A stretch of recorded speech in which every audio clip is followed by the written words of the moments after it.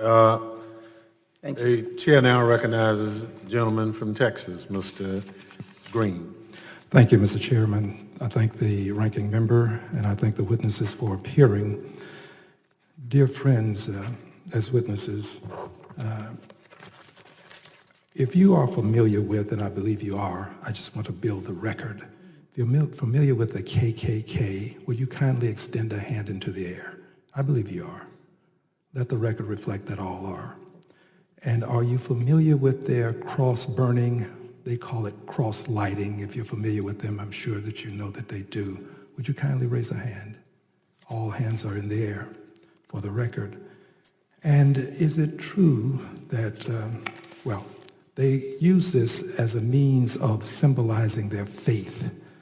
They claim to be Christians, the members of the Klan. And in burning or lighting the cross, they are exemplifying their faith. I believe as persons familiar with the Klan, doing the kind of work that you do, you probably know this too, but let me just ask you to raise your hands if you know this. Raise your hands, please. Okay, all hands. Now, have we ever have you any information wherein it has been widely said that when a Klansman commits an act of terrorism, that this was Christian terrorism? Has that ever been widely used, Christian terrorism? If the answer is no, do not raise a hand. No hands are up. So it has not been widely used. We do know that if persons of the Islamic faith commit an act of terrorism, there's a commonly used term, Islamic terrorism. Have you heard this term, Islamic terrorism? If so, would you raise your hand, please? All have raised their hands. I'm putting you through this exercise because it seems to me that there's a mindset that has to be dealt with.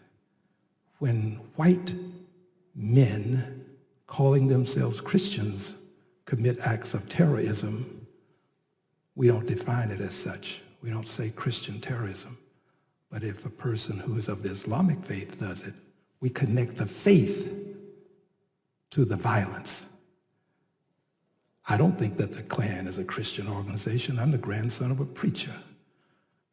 I know that they don't live up to the tenets of Christianity.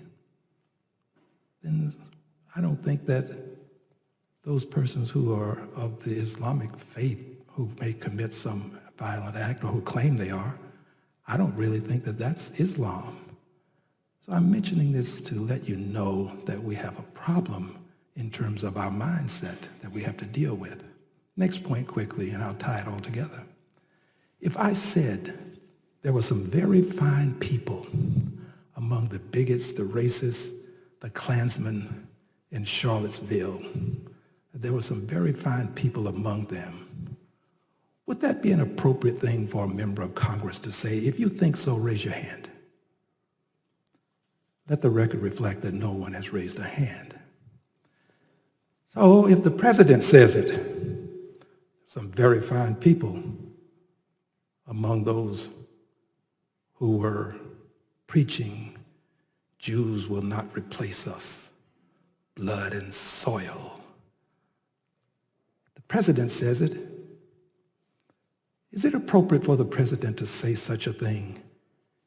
If you think that it is not appropriate, raise your hand.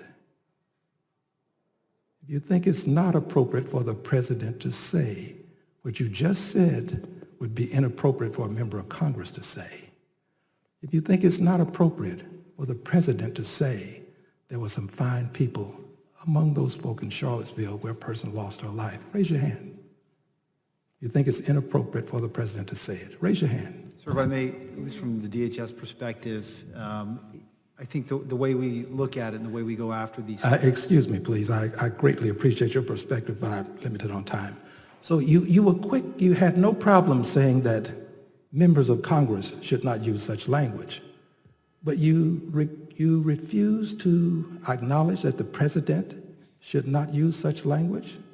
If I could just jump in. Yes, quickly, please. I would say for me personally, it's just not of my place as a career government official to comment on what either members of Congress or the president Well, you already choose did. to say. But too late now, see. Okay, well. You already did. You already said that it's inappropriate for members of Well, Congress. But when it gets to the president. I don't think I commented one way or the other, but No, you did. You're on the record. You raised your hand. You're on the record. Here's the point. We who hold public trust have to have the same standard for everyone. Same standard for the KKK that we have for persons who claim to be of the Islamic faith. Same standard for, and they are not, same standard for the president that we have for members of Congress. If you can't uphold the same standard, you're doing your country a disservice, my friends. I yield back the balance of my time. Thank you very much.